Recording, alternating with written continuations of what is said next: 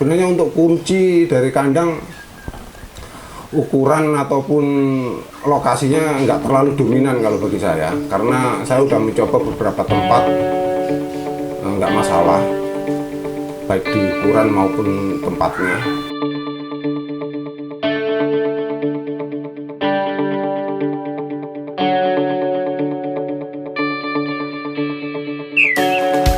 Halo sahabat Epi, kembali lagi dengan saya Bunda Emi. Di sini saya dikasih kesempatan untuk meliput penangkarannya Om Ari di Cilandak. Nama penangkarannya Murai Batu Marinir Cilandak. Di tempat ini uniknya Om Ari bisa memanfaatkan lahan-lahan sempit, misalnya kayak di plafon, kamar mandi, dan tempat-tempat lainnya. Dan uniknya lagi, Om Ari menggunakan sistem poligami dengan satu kandang 3 betina. Semuanya produksi. Bagaimana kisahnya? Kita tanya-tanya langsung sama Om Arinya aja yuk. Selamat pagi. Kebetulan saya nama Ari, Pak. Ari yang kebetulan hobi burung, murai batu, dan mencoba untuk branding. Alhamdulillah hasilnya agak bagus dan lumayan. Dari peternakan MMC saya, Pak, Murai Marine Cilandak. Kebetulan saya tinggalnya di Cilandak, jadi tepat sekali lokasinya di sini. Kalau untuk hobinya tadinya saya udah lama, cuma untuk memulai ternak batu saya awali dari tahun 2016, yang kebetulan waktu itu lagi booming peternakan di Indonesia. Saya mencoba untuk peternak sendiri karena mengingat waktu itu harganya juga masih bagus. Saya coba peternak dan alhamdulillah dari awal langsung bisa produksi. Pertamanya saya hobi, Pak, emang hobi. Jadi kita mulai dari hobi dulu. Saya dulu itu jadi saya hobi, saya ternak, saya tahu karakter masing-masing burung. Nah, setelah itu untuk tahap penjodohan, tahap produksi, kalau kita emang udah hobi itu merawatnya seperti kesayangan. Jadi alhamdulillah si burung itu ngerti sama tuannya. Jadi ngasih timbal balik lah gitu. Nggak lama langsung produksi. Kebetulan indukan awalnya saya terus terang nggak modal, Pak. Modalnya nol saya, karena waktu itu nilai murai batu masih tinggi. Saya sebagai pekerja biasa nggak mampu, terus terang aja beli. Kebetulan saya ada dinas di Aceh, pulang dari Aceh saya dapat kenang-kenangan dari orang sana karena mungkin kita hubungannya baik. Saya dibawain pulang 1 ekor pejantan dari Aceh. Langsung saya bawa, saya piara di sini, saya rawat. Ternyata di sini di Jakarta kebetulan waktu itu lagi booming peternakan, akhirnya saya belikan betina. Coba-coba saya jodohin dan alhamdulillah dari awal langsung produk. Nah, itulah yang mendukung kelangsungan sampai sekarang gitu. Kalau untuk sekarang sudah ada 10 pasang, sekitar 10 pasang kandang. Kesulitan yang pertama kalau kita telat pakan, karena di Jakarta ini mobilitasnya macam-macam, jadi terkadang pakan itu sulit terlambat. Sedangkan kalau untuk branding, murai nggak bisa untuk telat pakan. Kalau menurut saya harus punya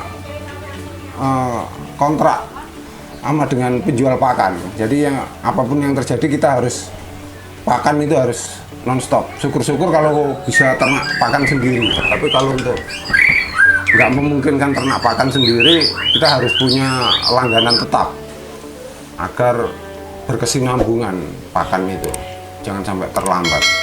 Kebetulan kalau saya pakan utamanya tetap jangkrik. Yang pertama jangkrik, karena jangkrik nutrisinya bagus, terus pakan alamnya, dan hampir semua murai pasti suka jangkrik. Jadi gitu.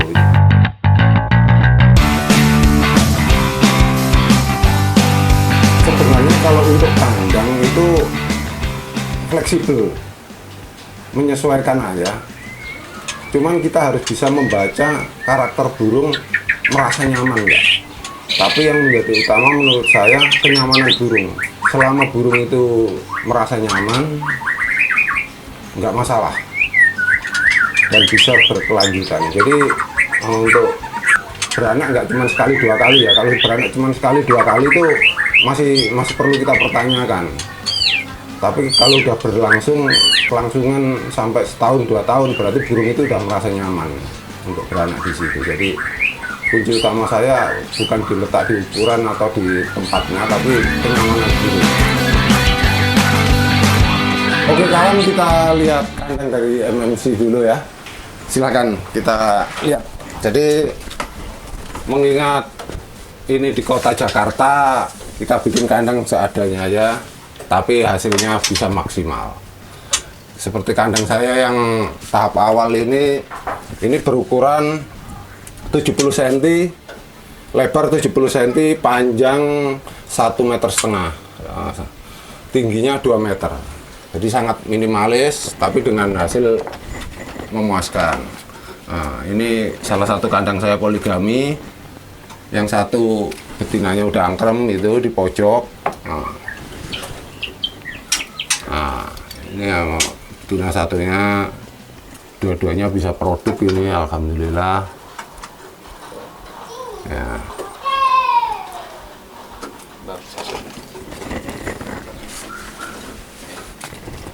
Nah, di sini ada 4 yang model seperti ini. Makanya saya tidak terlalu memberatkan ke bentuk kandang. Yang penting burung merasa nyaman. Gitu. Ini kebetulan, kenapa ini nggak saya poligami? Karena emang beda karakter. Jadi ini emang susah untuk dipoligami. Pejantannya juga terlalu galak, tapi dia produk. Nah, jadi kita nggak bisa memaksakan, mau dipaksa tetap harus poligami, nanti malah hasilnya nggak maksimal, bisa menimbulkan kematian di indukannya. Nah, kebetulan juga ini udah produk udah berulang kali, sekarang udah habis panen lagi bikin sarang, itu kelihatan itu sarangnya. Silahkan. Udah bikin sarang itu penuh.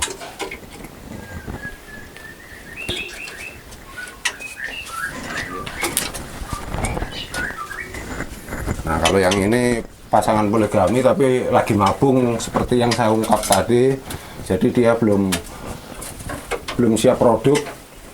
Kenapa nggak saya cabut? Karena saya nggak sempat megang. Harusnya dicabut ini, karena untuk mabung lebih baik kita rawat di luar, lebih bagus hasilnya.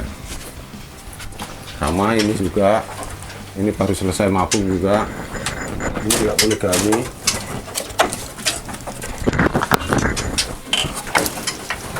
Ini poligami juga, ada 2 betinanya, baru selesai mabung, jadi belum siap produk.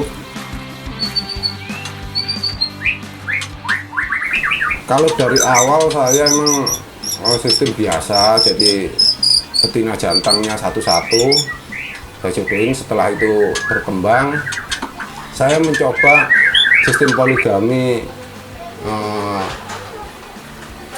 satu tempat, jadi betina 2, jantangnya 1, dan alhamdulillah berhasil. Sekarang saya mencoba lagi, jantannya 1, betinanya 3, alhamdulillah juga berhasil. Udah 3-tiganya produk. Sementara saya coba baru nyampe 3. Sebenarnya kalau udah pernah berpoligami 2, kita naikkan 3 itu sebenarnya gampang, asal betinanya bukan betina sistem fighter. Jadi dia tidak menyerang ke betina yang lainnya. Itu pasti bisa. Itu dari betina poligami sebelumnya. Jadi sebelum dia kita campur jadi 3 itu, sebelumnya dia emang udah poligami 2. Nah, kebetulan jantannya mabung, daripada betinanya nganggur kita masukkan. Jadi kita tambah-tambahkan gitu, daripada kita kekurangan pejantan nganggur berhenti atau gimana, nunggu pejantannya selesai mabung kelamaan, kita masukkan ke kandang lain. Kalau untuk saya emang kurang hobi main di lapangan karena ya emang basic saya hobinya peternak. Saya tadinya memang ternak ayam, alhamdulillah sukses. Terus nyoba-nyoba murai karena nilai ekonomisnya lebih tinggi, dan alhamdulillah juga ada hasilnya. Kalau untuk pemasaran, kalau saya berkomitmen selama burung kita itu bagus dan dicari penggemar kicau,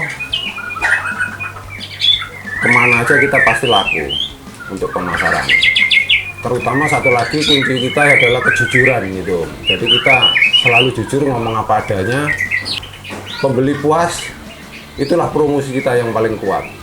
Kalau udah pembeli puas, nanti pasti dia akan cerita kemana pun. Kalau emang dia kicau mania. Jadi sistem ketok tular lah ya, dari mulut ke mulut. Ini salah satu hasil branding dari MMC, umur kurang lebih 6 bulan, lagi posisi dokor. Burungnya pun juga nggak jinak, jadi burungnya tetap gesit seperti hutan, cuman ternakan. Jadi salah satu hasilnya seperti ini, burungnya fighter, tidak kolokan. Kalau untuk ini umur 2 bulan setengah, 2 bulan setengah sampai 3 bulan ini. Burungnya pun juga nggak ada yang jinak di sini. Tetap gesit, tetap fighter, tidak ada istilah manja atau kolokan gitu.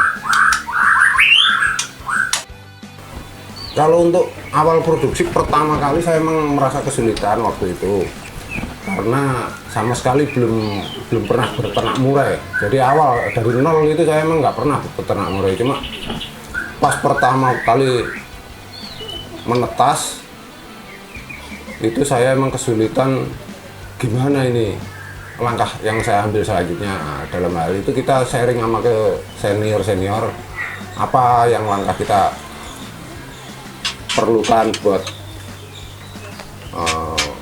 menjadikan burung ini bisa bagus. Guru yang paling itu kan pengalaman, Pak. Jadi kita tetap harus menimba pengalaman, jangan terlalu egois, tetap itu. Karena kita benar-benar, kalau saya waktu itu benar-benar dari nol basic saya. Pertama saya waktu awal-awalnya emang dari pertama kali ternak, ya kita memasarinya ke teman-teman sendiri. Jadi kalau namanya udah sama temen, ya kita nggak terlalu kaku. Istilahnya yang penting balik modal dan membina hubungan gitu aja. Namanya kita peternak pertama kali, ya udah sama teman-teman lingkup kita sendiri aja. Nah, setelah tahu hasilnya kayak gitu bagus, mereka juga akan cerita ke teman-temannya yang lain, pada datang.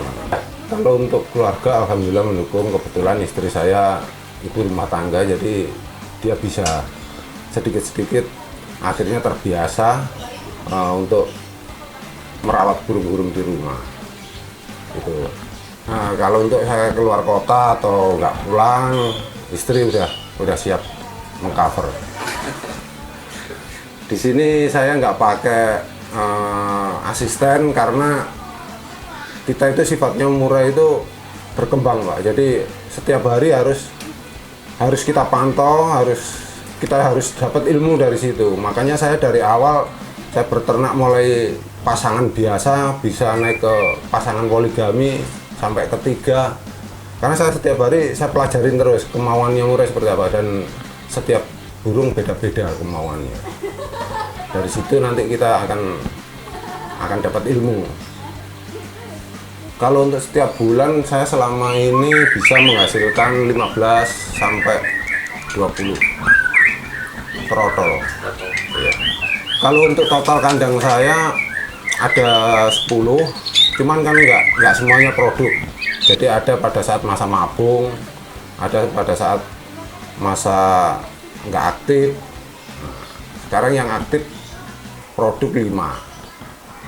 Hampir rata-rata poligami semua, jadi dia bergantian, alhamdulillah. Itu perkembangannya saya rasa seperti saat ini masih stabil, masih bagus, karena event-event lomba pun masih rutin, cuma berhentinya hanya karena pandemi kemarin, tapi sekarang udah mulai bergerak lagi, jadi masih prospek kalau menurut saya. Kalau untuk menyikapi peternak-peternak baru, saya rasa nggak masalah. Kita tetap harus menjalin hubungan baik, karena kembali lagi ke rezeki juga, Pak. Jadi tidak semuanya burung itu selancar yang kita harapkan. Itulah kalau di Murai Batu itu saya rasa seperti itu. Jadi masih bagus untuk kedepannya. Jadi tetap semangat untuk peternak-peternak baru, nggak masalah, karena kita juga akan tetap berkomitmen untuk mengembangkan perkicauan ini. Harapan saya semoga produk dari MMC ini bisa membanggakan kicau mania, bisa meramaikan dunia perburungan di Indonesia. Terima kasih telah hadir di MMC Big Farm. Semoga membawa keberkahan bagi kita semua. Jangan lupa subscribe.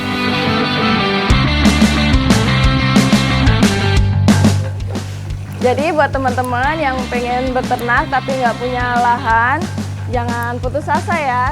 Ternyata dengan lahan yang sempit pun kita bisa memanfaatkan dengan sebaik mungkin. Nah, sekian dulu informasinya untuk video ini.